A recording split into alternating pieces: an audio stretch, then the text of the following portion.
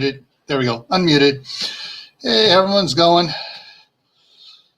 I see a lot of people in here. Let's see who came in. Here we have, of course, Keith Kronk was the first one. And then getting tongue-tied here. Josh Connor.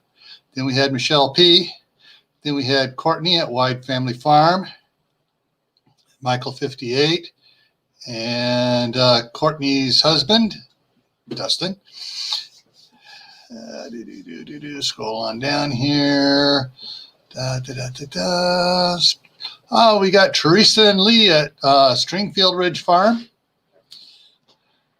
Jehoiadak Maccabeus at Maccabeus Off-Grid and Everyday Survival. Uncle Al at Die Bullfrog 79. And it's Howie from up in Canada at Food Forest Permaculture. And I think I caught up with everybody that's coming in there. Okay. So how's everybody's day been going so far today on this nice, lovely Saturday? Yeah, Michelle, that's right. Teresa and the Prez. Yeah, it's actually been a pretty nice day for me. I'll tell you what you guys I've been doing here in a minute here, but just getting some stuff here squared away here. Went to a pumpkin patch with the kid. Cool. Michelle hiding. Howie was picking tomatoes and cucumbers. WD Glock and Roll. Hey, how you doing? Cecilia Jansen. Hey. All righty. So what was I doing today? It is actually not bad. The air quality here in the San Francisco Bay Area is not bad right now. It's actually pretty good. It was, in fact, when I drove in yesterday from Idaho, when I hit Battle Mountain, and from Battle Mountain to Winnemucca, the air there was nasty. When I drove through Battle Mountain, I could barely see the huge giant BM they put on the side of the mountain, and big painted all those rocks white. I could barely see it. And it's really smoky and hazy all the way till I got to Winnemucca. And then it cleared up.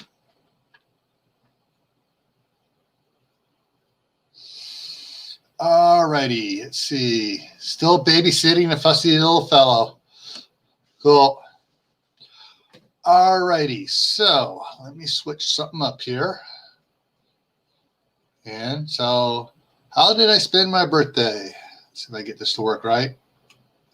Okay, so first thing this morning, went out and helped my wife clean some glass out of the street. Last night, after I got here, somebody broke a big, huge bottle, liquor bottle in the middle of the street out in front of our driveway. Like they dropped it, it wasn't thrown at our driveway. It was on the yellow line. And so this morning we went out there and picked a bunch of it up and got the big brooms out and started sweeping the street, got most of the glass out of there. Urban Grandpa Prepper, hey, how's it going?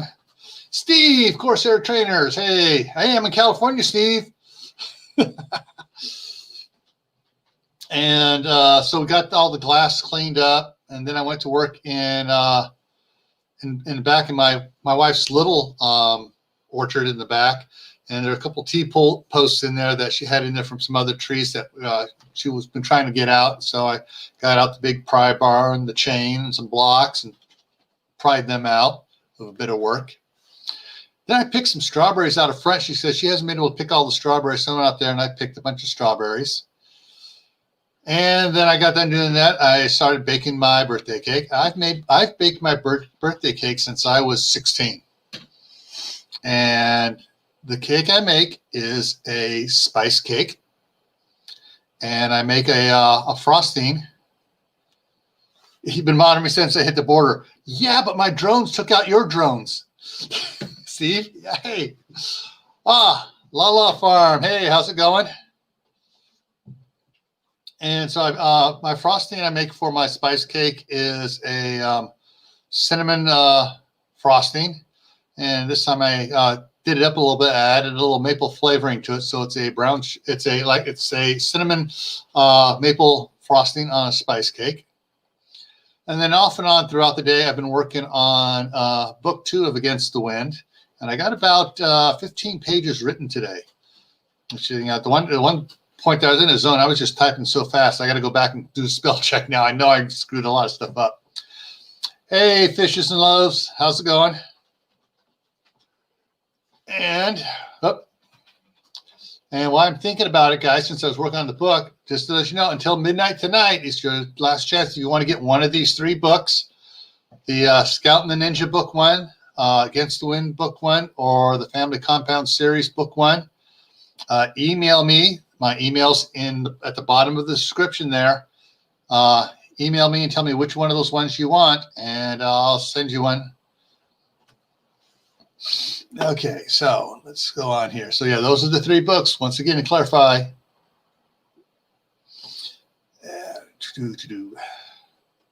And then I worked on cleaning out the Halloween closet and loading it into my nephew's truck. Now, this closet is not a little closet. It's out in the shop. It's about 8 foot wide and about 12 foot long, and it was packed full of stuff from our haunted house. I've been doing a haunted house since I was 11 years old. Okay, and so we got tons and tons of stuff, and we loaded up my nephew's truck with 2 graveyard monuments, which look similar to these. They were 4 foot wide and 40 inches deep. And the one had a hinge on the front that would open up and a monster would come out. And Courtney, audiobook. Well, when I get 10 books completed and I put them on Amazon, I will contact they have several people that Amazon works with that does audiobooks, and then I'll work with them doing it. Hey, Butch at Sand Hollow Homestead, how's it going?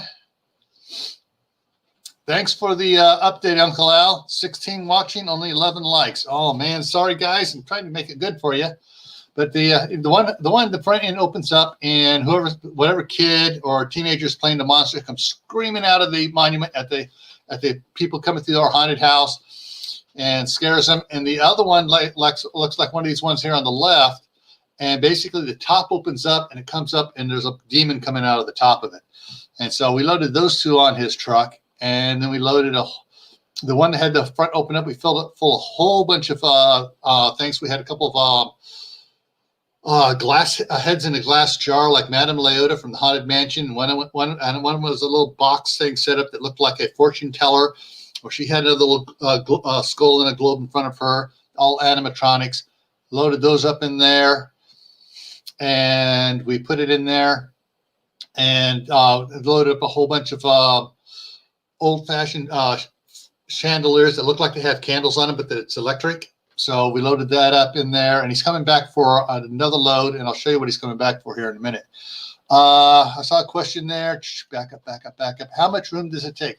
Well, when we did the haunted house, if you saw the video of my wife's garden tour part 1 in the front yard, it took care of the entire front yard, from one driveway to the other, down to the street, up to the house.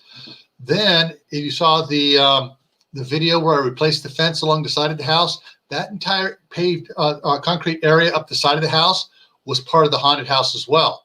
Then on the other side of the house, where I had the grape arbor, my wife was pointing out her little haven place where the butterflies and stuff come, that was part of it as well. And we had, hang on, was it here? Okay, the books. Hang on, she's talking about how much room does the books? How much room does the books take? All right, I'll get back to you on that in just a second, Michelle. I've emailed out the first one to several people already in a PDF format. But yeah, so he said the haunted house took up a big thing, and my nephew's taking it all. He grew up as a little kid. I'm talking like 5 years old, started working in the haunted house as one of the ghouls running around, scaring people. So let's go over here. And so these are some of the stuff he's coming back to take. We got the witch, a grim reaper there, and the ghoulish butler, and taking care of all these little like 6 foot tall pirate creeper, like all sorts of stuff here. This demon dog down here, it's turned the other way, but it's it looks like the that dog thing off of the original Ghostbusters.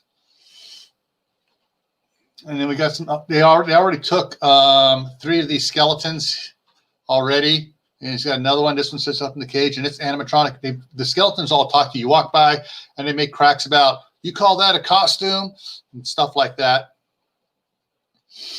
And then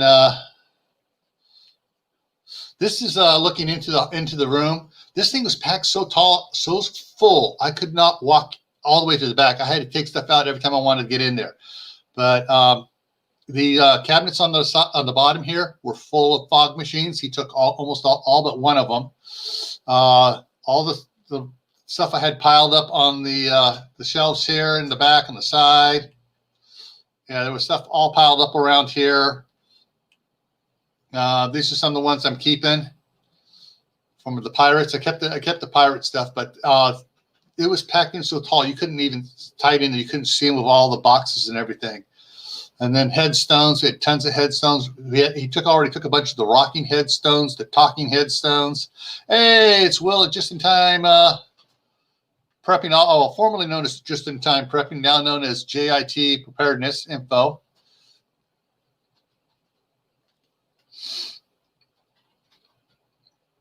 And let's see here. Okay, so that's the Halloween stuff they're coming back to pick up. And then they're coming back at a later date to, there's 2 other, one is a massive headstone that's set up where a ghoul comes up out of behind of it on animatronics. So it comes up and says some people and goes down. Hey, Overbuild Automotive. Evil looking stuff is the haunted house stuff I'm giving to my nephew. And then there we have a huge coffin that when people walks by, it starts, moaning starts coming from inside the coffin, and the lids start going up and down, and the fog mixture starts coming out, and it starts spewing out green fog at the people. And he's coming back later when his oldest son gets done hunting bear up by up off of 50 up towards Reno. So. Okay, Mr. Homestead. Where'd it go? Aquarius. Hey, how you doing? Enriched Homestead. Well, all this stuff is here in California. All this haunted house stuff here. Go the other way. All the things that I have had out here in the quote the Halloween closet. All this stuff out here that's now in the front yard. He's coming back to pick it up, and he loaded up his truck already with one load. And so, he got boxes of bones and all sorts of stuff. He just took a bunch of stuff already. Cauldrons with boiling flames in them and stuff like that.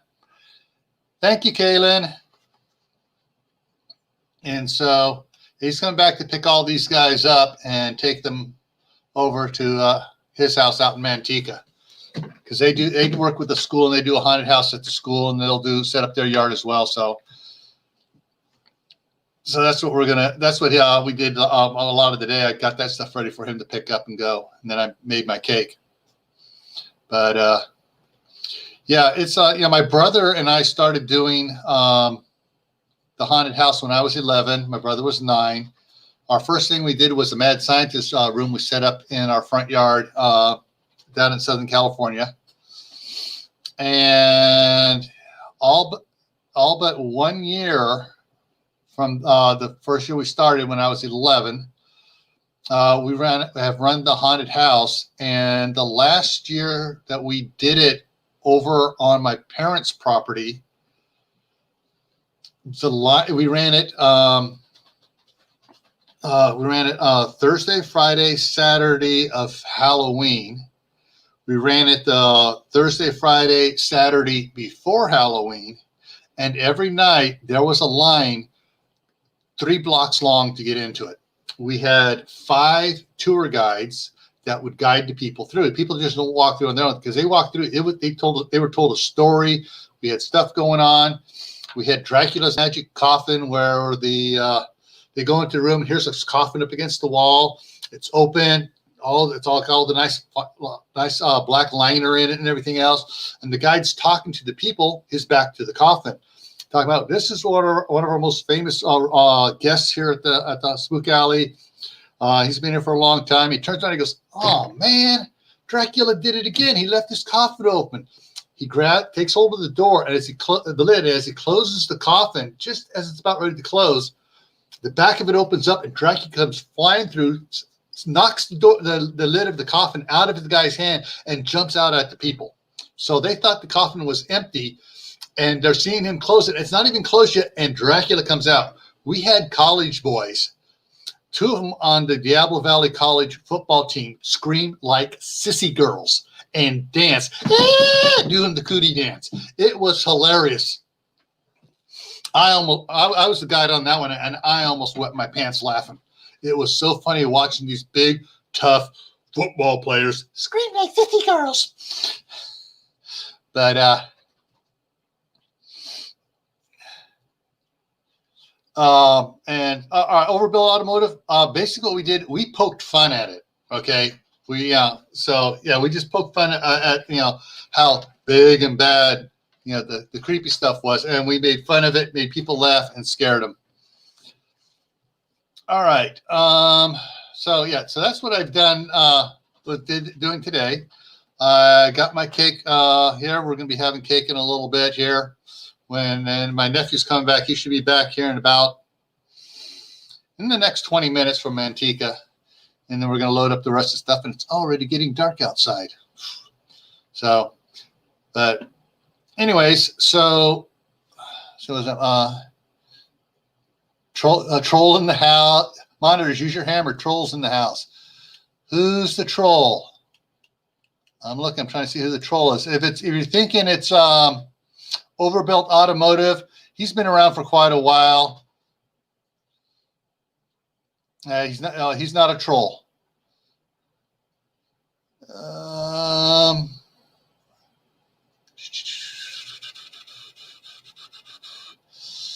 Yeah. All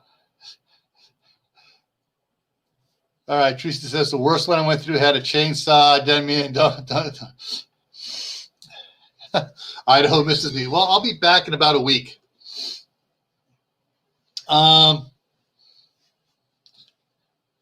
Okay.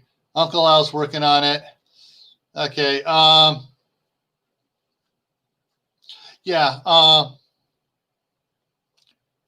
Overbuilt Automotive. He's been, oh man, it's been almost a year since I first met him.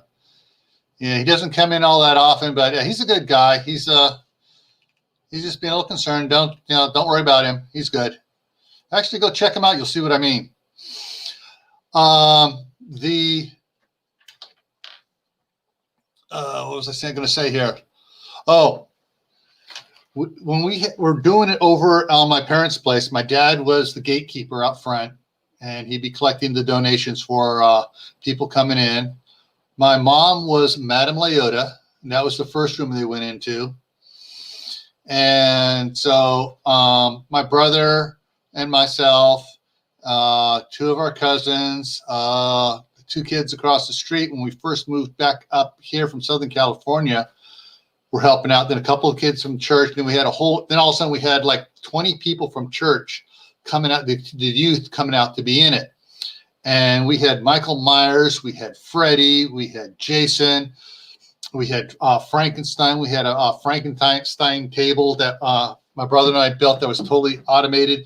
The guy would be on it. The table would be sitting there. All of a sudden it would come up. And at the last little bit, it would spring a little bit.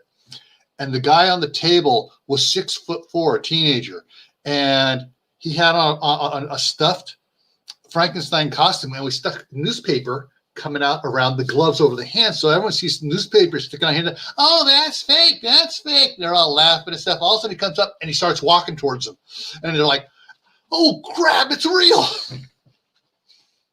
Now, yeah, we did a lot of fun stuff. We had the Black Lagoon, the creature from the Black Lagoon that they had to cross a bridge.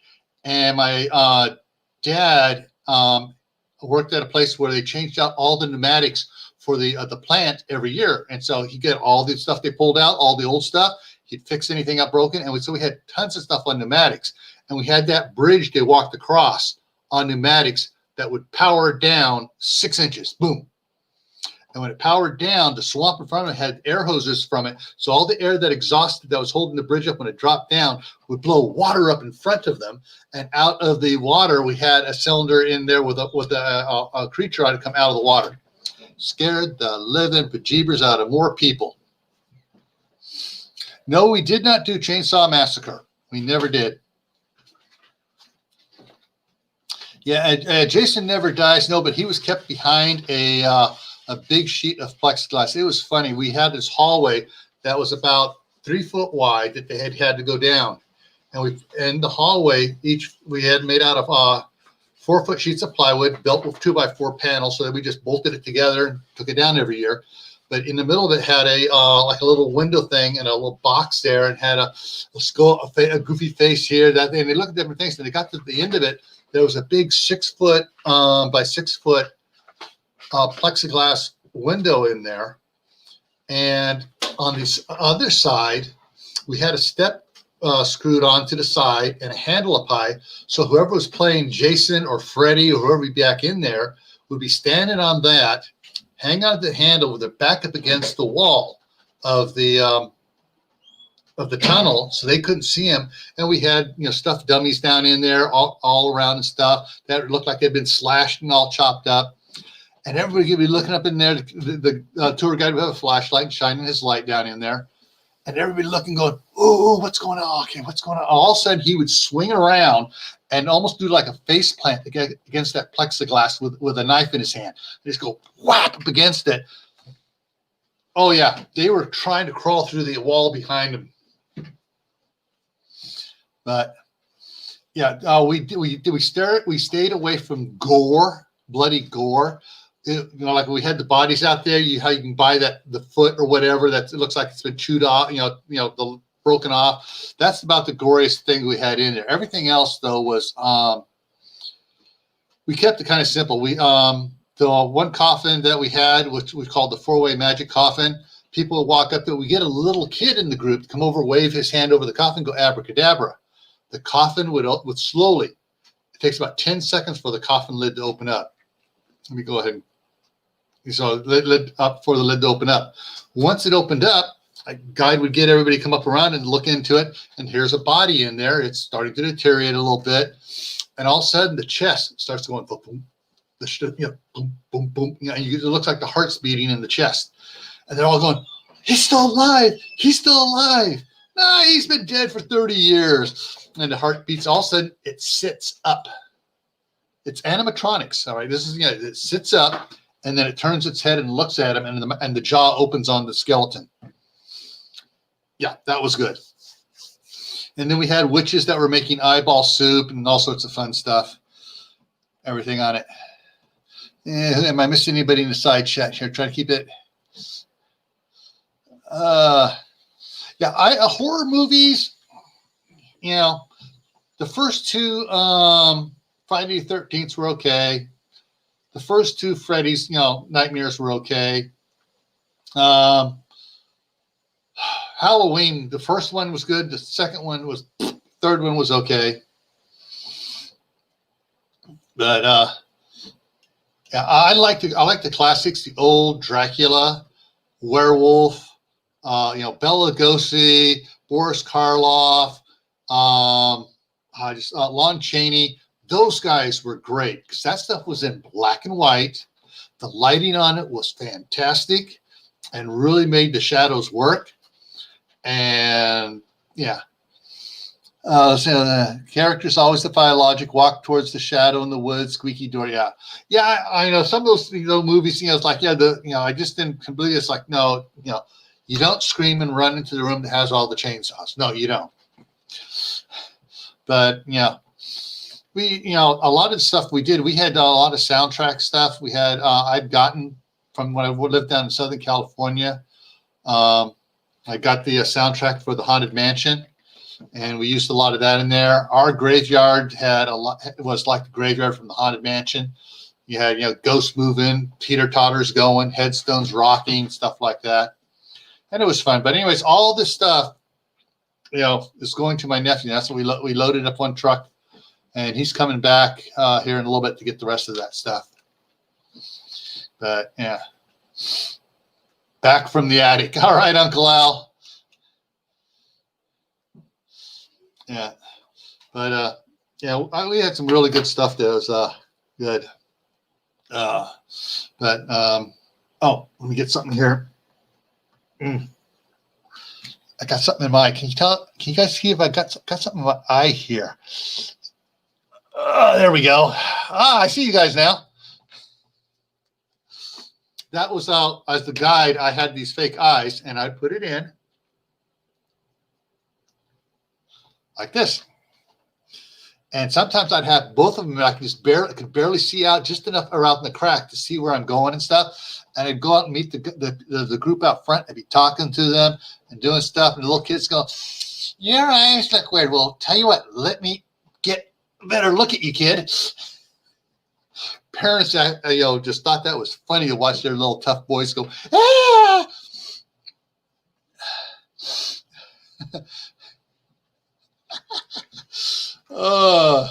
Tacking Killer Tomatoes was a classic. Okay, yeah.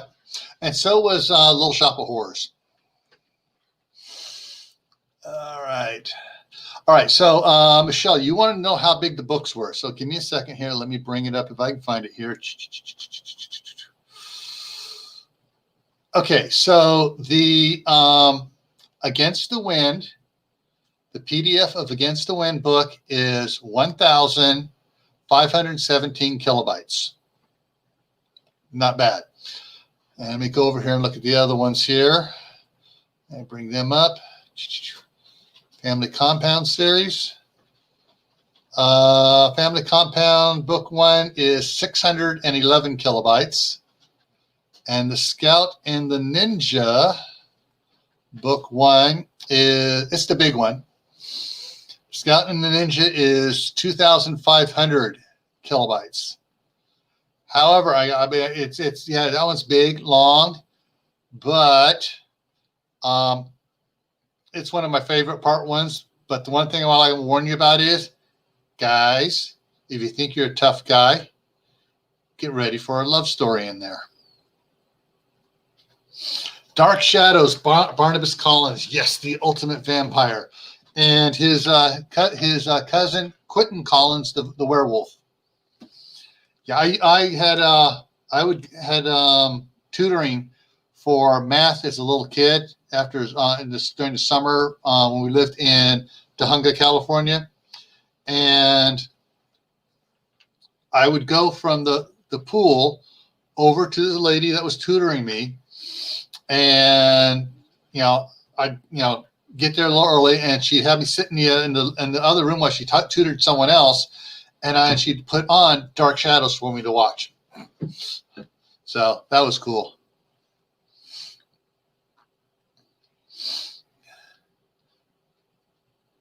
All right, let's see what else going here. Walking Dead, I really never got into The Walking Dead, but there are some similar type books that I've read which are pretty good. The Survivor series is one of those that was good for that. But yeah, what to catch back here? Cell phone is pretty full. Yeah, if you're trying to get one to a cell phone, yeah. If you have like a tablet, like a Kindle or whatever, that you can access your email on, that I've downloaded several of the books to my Kindle. So.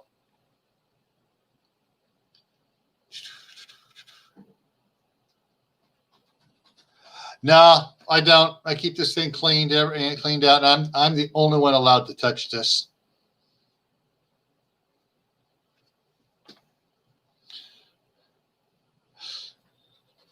All right.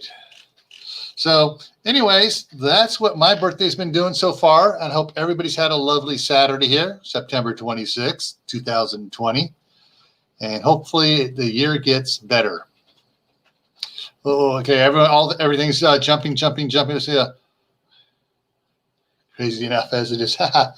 Oh, yes, Uncle Al. Yes. That was a movie that just the one about the rats, Ben. Oh, that was absolutely unnerving. All right, everybody. This is going to be a short one tonight. And so we're going to be cutting it off here.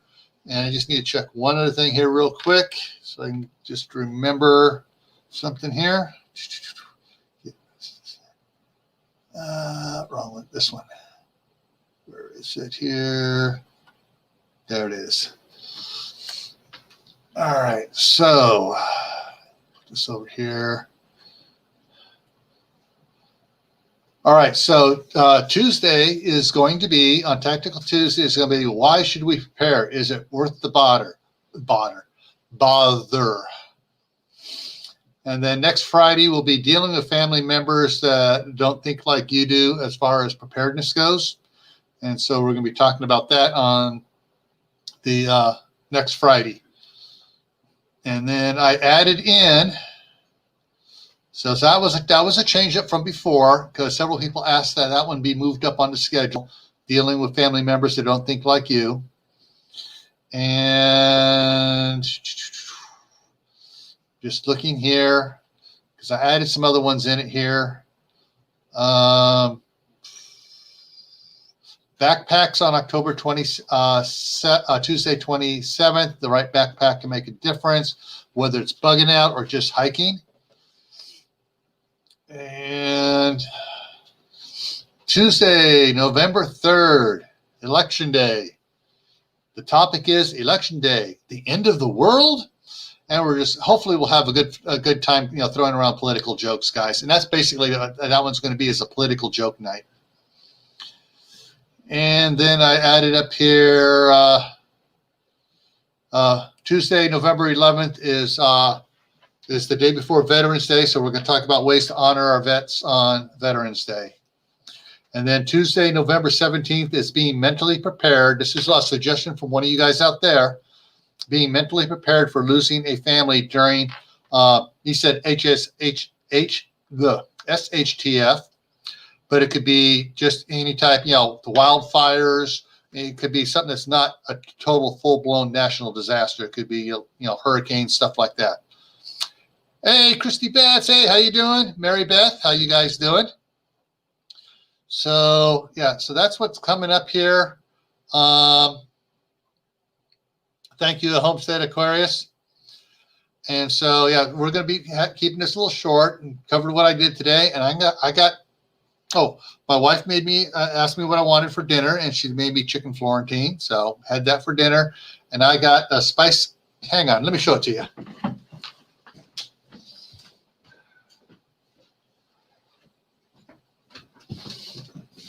All right, so this is the cake I made with cinnamon frosting on it. It's a spice cake. And so we're going to have spice cake and vanilla ice cream. And unfortunately, I can't shove it through the camera to you guys so you guys can share in it. But we're going to, yeah, I get everyone saying what different thing hits the fan. Yeah, yeah. Now, the other thing, you want to say a more polite way of saying it, the defecation has made contact with the rotary oscillator. So, anyways, all right, everyone stay happy, stay safe, stay prepared, and we'll see you in the next video.